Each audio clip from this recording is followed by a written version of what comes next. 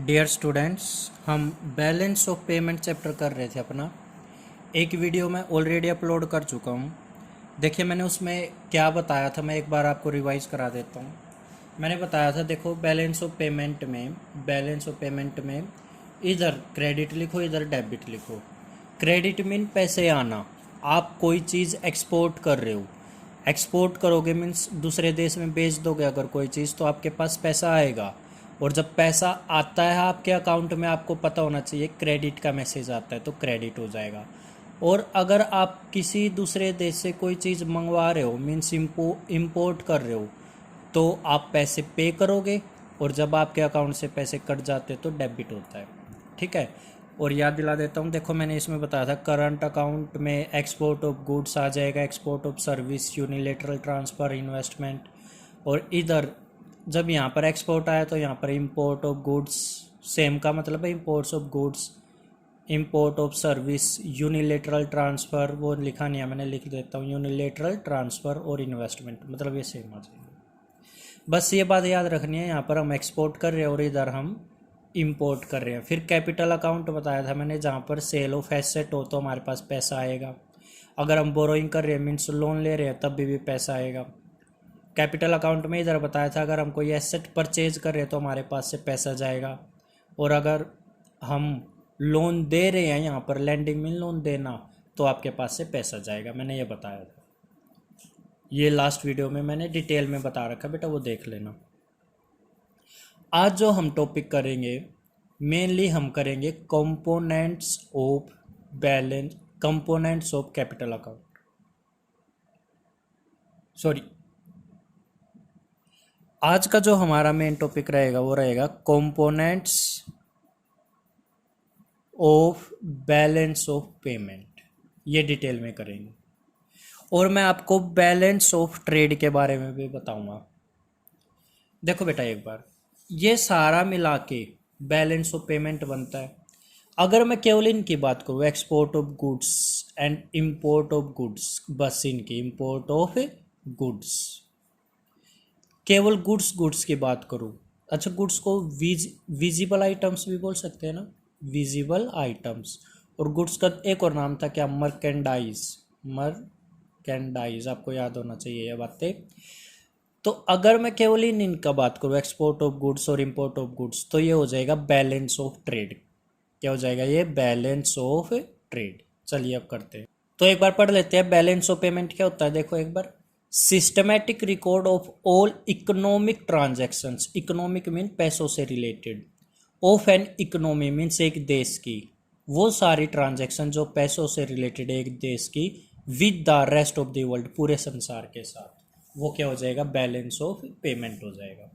Means systematic record करना पैसों से रिलेटेड ट्रांजैक्शंस की को, एक देश की ट्रांजैक्शन को सारे संसार के साथ जो भी ट्रांजैक्शंस हुई है उनके साथ। इसमें क्या आता है, विजिबल ट्रेड्स मीन्स इसमें गुड्स आ जाएंगे, इनविजिबल ट्रेड सर्विसेज आ जाएंगे, इंपोर्ट भी हो सकती है और ये एक्सपोर्ट भी हो सकती है। यूनिलेटरल, यूनिलेटरल मैंने आपको बताया था, जब आपको कोई डोनेशन वगैरह मिल जाए मीन्स बदले में आप कुछ नहीं कर रहे हो, गिफ्ट मिल जाए, चैरिटी में कोई कुछ आपको पे कर दे या आप और किसी को पे कर दो, वो यूनिलेटरल ट्रांसफ़र होता है।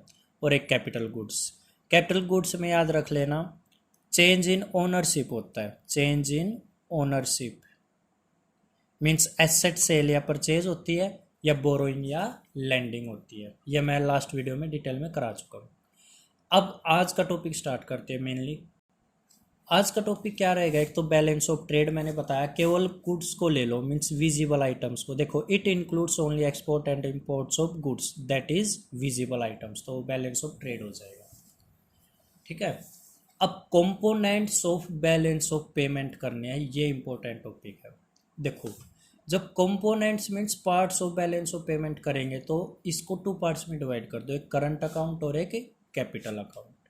करंट अकाउंट में क्या क्या आएगा, तीन चीजें आएंगी, visible items, invisible items and unilateral transfer. Visible trade means goods, invisible trade means services, और इसमें ही क्या आ जाएगा, जैसे किसी को आप कंपनसेशन पे कर रहे हो किसी एम्प्लॉय को, या कोई वही शिपिंग सर्विस दे रहा हो, इंश्योरेंस की सर्विस दे रहा हो, कोई भी सर्विस हो वो यहाँ पर आ जाएगी। यूनिलेटरल ट्रांसफ़र मीन्स फ्री का ट्रांसफ़र, आपने बदले में कुछ नहीं किया, किसी ने आपको दान कर दिया पैसा या आपने किसी को कर दिया, वो इंक्लूड होगा। देखो आपको मिल रहा है दान या आप और किसी को कर रहे हो, दोनों इंक्लूड है इसमें, दोनों इंपोर्ट भी और एक्सपोर्ट्स भी, import of goods and export of goods दोनों इंक्लूड कर रहा हूँ मैं यहाँ पर। Import of service and export of service, trade का मतलब ही क्या होता है, इंपोर्ट एंड एक्सपोर्ट या सेल एंड परचेज। अच्छा इसमें क्या क्या आएंगे देखो, कंपनसेशन ऑफ एम्प्लॉय, शिपिंग ये वगैरह। यूनिलेटरल वन साइडेड होता है ये, और ये करंट ट्रांसफ़र भी बोला जाता है, जैसे आपको डोनेशन मिल गया, गिफ्ट मिल गई, ग्रांट्स मिल गई, चैरिटी से कुछ मिल गया, या रेमिटेंस, आपका भाई मान लो फॉरेन कंट्री में रहता है, वो आपके अकाउंट में पैसे भेज रहा है, ये रेमिटेंस। बदले में आपसे क्या लिया, कुछ भी नहीं उसने तो, बल्कि आपके अकाउंट में पैसे भेज दिए, इसलिए वो क्या होगा, यूनिलेटरल वन साइडेड। अच्छा जब आपके पास पैसा आएगा किसी भी तरीके से तो वो इनकम आपके लिए, अच्छा इनकम क्रेडिट होती है, मीन्स वो आपके लिए रिसिट है। और अगर आपके पास से पैसा जाएगा, पेमेंट करोगे, तो जब पेमेंट करते हो तो पैसा क्या हो जाता है, डेबिट हो जाता है, ये बात आप याद रख लेना। तो देखो करंट अकाउंट में balance of payment, components of balance of payment किया मैंने, करंट अकाउंट और कैपिटल अकाउंट बनाया। करंट अकाउंट में तीन चीज़ें, विजिबल, इनविजिबल, यूनिलेटरल, ठीक है, बस ये तीन। अब कैपिटल में क्या क्या आएगा ये देखो, सबसे पहले क्या आएगा देखो बेटा। अच्छा कैपिटल अकाउंट में वो चीज़ें आएंगी जिससे एसेट या लाइबिलिटी पे फर्क पड़ेगा, या फिर मैं ऐसे बोल सकता हूँ जिससे ओनरशिप ऑफ एसेट्स चेंज हो जाएगी। या तो किस पे फर्क पड़ेगा, एसेट पे या लाइबिलिटी पे, ऐसे बोल लो विच अफेक्ट एसेट और लाइबिलिटी, या फिर ऐसे बोल लो कि भाई जिससे ओनरशिप चेंज हो जाएगी। बेटा मैं अपने एसेट सेल कर रहा हूँ तो ओनरशिप चेंज नहीं हो जाएगी, ठीक है ना। अच्छा देखो इसमें पहला, जैसे यहाँ पर तीन कंपोनेंट आए थे, यहाँ पर फर्स्ट क्या आ रहा है, बोरोइंग एंड लोन। आप लोन ले रहे हो या दे रहे हो, दोनों इंक्लूड होगा यहाँ पर। तो क्या लाइबिलिटी नहीं, अगर आपने लोन लिया आपके लिए लाइबिलिटी है, और अगर आप लोन दे रहे हो तो आपके लिए एसेट है। एसेट या लाइबिलिटी में से फर्क पड़ते ही कौन सा हो जाएगा, कैपिटल अकाउंट में हो जाएगा। क्लियर है ये बात। अच्छा बोरोइंग आ गया। अच्छा बोरोइंग भी ना बता दूं आपको, तीन तरीके की होती है, एक कमर्शियल बोरोइंग होती है, एक एक्सटर्नल बोरोइंग होती है, और एक और होती है वो बाद में बताऊंगा। पहले देखो कमर्शियल बोरोइंग क्या होती है। वो बोरोइंग जब आपको इंटरेस्ट पे करना पड़े मार्केट रेट पे, क्या बोल रहा हूँ मैं, हमारे देश ने फॉरेन कंट्री से लोन ले लिया, और लोन लेने के बाद जो इंटरेस्ट पे कर रहे हैं हम, ब्याज पे कर रहे हैं जो लोन पे, वो सेम रेट पे कर रहे हैं जिस पे सब कोई कर रहा है। मीन्स मार्केट में जो इंटरेस्ट रेट चली हुई है लोन की, उसी पर हम इंटरेस्ट पे कर रहे हैं, तो उसको बोलते हैं बोरोइंग, कमर्शियल बोरोइंग। देखो क्या लिखा हुआ है, हेयर रेट ऑफ इंटरेस्ट, ये भी लिख लेना, here rate of interest is paid at the market rate. ये होता है क्या, बोरोइंग का first type, commercial borrowing. Next क्या है, एक्सटर्नल असिस्टेंस। असिस्टेंस ये क्या होता है, एक्सटर्नल असिस्टेंस, ये इसका उल्टा बेटा। यहाँ मार्केट रेट पे ब्याज दिया जाता है ना, या मार्केट नहीं, मार्केट से कंसेशनल रेट पे दिया जाता है। कंसेशनल मतलब कम रेट पर। देखो here rate of interest at low rate is given, ये एक्सटर्नल हो गई असिस्टेंस। पहली बोरोइंग क्या है, commercial borrowing, second external assistance, third देखो। थर्ड बेटा गवर्नमेंट या प्राइवेट लोन दे रहे हो आप, ले भी सकते हो, इंडिविजुअल कोई लोन दे रहा है या ले रहा है, या सरकार लोन दे रही है या ले रही है, वो दोनों आ जाएंगे, ठीक है। चलिए तो कैपिटल अकाउंट में फर्स्ट क्या आया है, बोरोइंग, सेकंड है इन्वेस्टमेंट। इन्वेस्टमेंट दो तरीके से कर सकते हो आप, एक एफडीआई, एक एफआईआई। ये क्या होता है, FDI means foreign direct investment. क्या होता है, FDI means foreign direct investment. ये क्या होती है, देखो अगर कोई फॉरेन कंट्री से कंपनी आकर हमारे देश में कोई कंपनी स्टार्ट कर दे, तो जब वो हमारे देश में कोई कंपनी स्टार्ट करेगी तो कंट्रोल भी उन्हीं का हो जाएगा भाई, बिल्कुल हो जाएगा, ठीक है। तो ये एफडीआई होती है। मीन्स फॉरेन कंपनी हमारे देश में पैसा लगाकर अपनी कोई ब्रांच या कोई कंपनी स्टार्ट कर रही है, तो कंट्रोल भी उन्हीं को हो जाएगा फिर, क्योंकि पैसा उन्होंने लगाया है और कंपनी भी उन्होंने स्टार्ट की है, तो कंट्रोल भी उन्हीं का। वो होता है एफडीआई। अब एफआईआई क्या होता है?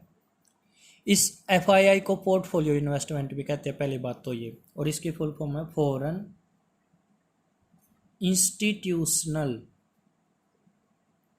इन्वेस्टर, इन्वेस्टमेंट भी बोल सकते हो। और दूसरा नाम क्या है? Portfolio investment. यहाँ पर फॉरेन की कंट्री आकर कोई नई कंपनी स्टार्ट नहीं करती, बट किसी हमारे देश की कंपनी के शेयर परचेज कर लेती है, या हमारे यहाँ पर आकर वैसे इन्वेस्ट करती है सिक्योरिटीज़ में जैसे शेयर खरीद ले या डिबेंचर खरीद ले। दोनों बातों में अंतर है ना इनमें। यहाँ पर कंपनी ही आके स्टार्ट कर दी तो कंट्रोल भी उनका। यहाँ पर कंपनी स्टार्ट नहीं की, किसी कंपनी के शेयर खरीद लिए तो कंट्रोल तो नहीं हुआ ना उनका, तो मीन्स यहाँ पर तो कंट्रोल नहीं आता। एफआईआई में कंट्रोल नहीं आता, बट एफडीआई में कंट्रोल आ जाता है। और एक बात तो ये, दूसरी ये, यहाँ पर कंपनी वगैरह स्टार्ट कर देते हैं, यहाँ कंपनी नहीं शेयर में इन्वेस्ट करते हैं केवल। तो दो तरह से इन्वेस्टमेंट हो सकती है। अब ये इन्वेस्टमेंट आप भी फॉरेन कंट्री में कर सकते हो। लाइन ये ध्यान से सुनना, एफडीआई हम मीन्स इंडिया वाले किसी फॉरेन कंट्री में कर सकते हैं और फॉरेन कंट्री वाले हमारे यहाँ कर सकते हैं। सेम एफआईआई हम दूसरे देश में कर सकते हैं और दूसरे देश हमारे यहाँ कर सकते हैं। आगे देखो अब क्या है, दो हो गए भाई। पहले क्या हुआ है? पहला हुआ बोरोइंग एंड लोन, और बोरोइंग भी तीन तरह की। कौन कौन सी थी? एक तो कमर्शियल बोरोइंग, एक कमर्शियल बोरोइंग के बाद क्या है, देखो यहाँ पर बोरोइंग तीन तरह की, कमर्शियल बोरोइंग, फिर एक्सटर्नल असिस्टेंस, और फिर सी पार्ट क्या, गवर्नमेंट या प्राइवेट लोन। फिर इन्वेस्टमेंट भी दो तरह के, एफडीआई एंड एफआईआई। इनका डिफरेंस याद रखना। आगे है NRI deposit in Indian financial institution bank. ये क्या है? मान लो कोई हमारा भाई या रिलेटिव फ्रेंड फॉरेन कंट्री में गया हुआ है, वैसे इंडिया का वो, बट फॉरेन कंट्री में रहता है, इसलिए वो एनआरआई बन गया, नॉन रेजिडेंट ऑफ इंडिया बन गया। और वो वहाँ पर पैसे कमा के हमारे देश के बैंक में जमा करा रहा है, तो क्या यह हमारे देश के बैंक के लिए लाइबिलिटी नहीं बन गई? या फिर उल्टा कर दो इसका, क्या जैसे हमारे देश का कोई बंदा फॉरेन कंट्री में जाके पैसे कमा रहा है और इंडिया में पैसे जमा करा रहा है, तो इंडियन बैंक के लिए वो लाइबिलिटी हो गई? उल्टा कर दो। अब उल्टा कैसे? कोई ऐसा बंदा है जो फॉरेन कंट्री का है और हमारे देश में आ गया, और वो पैसे यहाँ से कमाकर अपने देश के बैंक में जमा करा रहा है, तो उस देश के लिए वो लाइबिलिटी हो गई। समझ रहे हो बात? तो कहने का मतलब ये है, यहाँ पर लाइबिलिटी क्रिएट होती है, और कैपिटल अकाउंट के कारण क्या क्रिएट होती है? या तो एसेट या लाइबिलिटी। तो अगर मान लो एनआरआई डिपॉजिट करा रहा है भारत के बैंक में या फाइनेंशियल इंस्टीट्यूशन में, पैसे जमा करा रहा है, वो भी लाइबिलिटी बन जाएगी, इसलिए वो कैपिटल अकाउंट में आएगी। क्लियर है ये बात? अच्छा एक बात बता दूँ, फॉरेन कंट्री में हमारा भाई रह रहा है और हमारे अकाउंट में कुछ पैसे डाल रहा है ताकि हम यूज़ कर लें, वो होता है रेमिटेंस। यहाँ पर पैसे डाल रहा है अपने ही अकाउंट में, बार बार डाल रहा है, यहाँ पर वैसे भी अपने दोस्त को भेज दिए या अपने भाई को भेज दिए, तो वो आएगा करंट अकाउंट में। दोनों बातों में अंतर है। वैसे पैसे भेज रहा भाई किसी के अकाउंट में, वो रेमिटेंस, और अपने ही अकाउंट में जमा कराता जा रहा है, वो क्या हो जाएगा? एनआरआई डिपॉजिट करा रहा है। ये लाइबिलिटी नहीं है, ये करंट अकाउंट में आ जाएगा, और ये एनआरआई डिपॉजिट कैपिटल अकाउंट में। आगे सुनो, मान लो कोई विदेश के बैंक है और हमारे देश के बैंक में जमा करा दे पैसे, या हमारे देश के बैंक किसी फॉरेन कंट्री के बैंक में पैसे जमा करा दे, दोनों ही केस में लाइबिलिटी बन रही है। तो लाइबिलिटी बन रही है तो कैपिटल अकाउंट में आएगा। क्यों आएगा? क्योंकि कैपिटल अकाउंट में आती है क्या है? लाइबिलिटी आती है या एसेट आती है। देखो, banking capital means of foreign banks in domestic bank, means विदेशी बैंक का पैसा हमारे देश में। ऑफिशियल रिजर्व ट्रांजैक्शन, पूरी एक बेटा लेक्चर, पूरी एक वीडियो बनाऊंगा इस पॉइंट की, ये अभी होल्ड पे रखना, ये अभी नहीं बता रहा, ठीक है। अच्छा ये पढ़ना, ये क्या है, when money received in India it is to be credited and money goes outside India then it is to be debited. ये बात तो मैंने पहले बता दी।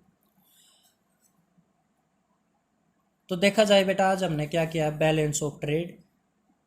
बैलेंस ऑफ ट्रेड में import and export of only goods cover होगा, ठीक है। और बैलेंस ऑफ पेमेंट में सारी चीज़ें कवर हो जाती है। ये सारी चीज़ें देखो, ये और ये, सॉरी यहाँ पर है देखो, ये रही। अगर मैं केवल इस इसको ले लूँ, ये तो बैलेंस ऑफ ट्रेड है, और सारे को ले लूँ, ये बैलेंस ऑफ पेमेंट है। इनमें डिफरेंस कराऊंगा मैं नेक्स्ट वीडियोस में। अभी के लिए समझ लो, केवल बैलेंस ऑफ ट्रेड हो तो गुड्स को लेना है, और बैलेंस ऑफ पेमेंट में सारा कुछ लेना, ठीक है। अब जब components of balance of payment कर रहे हैं हम, तो करंट अकाउंट को हमने 3 पार्ट्स में डिवाइड कर दिया, विजिबल, इनविजिबल और यूनिलेटरल। मीन्स हमने पहले ये 3 ले लिए, ये 3। अगर मैं ये 3 ले रहा हूँ, ये कि कौन से अकाउंट में आएंगे, ये 3 करंट अकाउंट में। कौन से अकाउंट में, करंट अकाउंट। और ये है जो कैपिटल अकाउंट, इसमें क्या क्या आएगा, इसमें 4-5 चीज़ें आएंगी। पहला क्या आया है देखो अब कैपिटल में, एक तो आया है भाई बोरोइंग एंड लोन, मैंने बता दिया लोन भी 3 तरह के। और फिर क्या आया है, फिर आया भाई इन्वेस्टमेंट, इन्वेस्टमेंट भी 2 तरह के, एफडीआई एंड एफआईआई। फिर एनआरआई डिपॉजिट आया। फिर बैंक का पैसा जमा होना किसी दूसरे देश के बैंक में। और ऑफिशियल रिजर्व ट्रांजैक्शंस, यह भी मैंने होल्ड पे रखवाया। तो आज का टॉपिक आया आपको समझ में। अगर कोई डाउट आए मेरे से कॉल करो, पूछ लो। Thank you.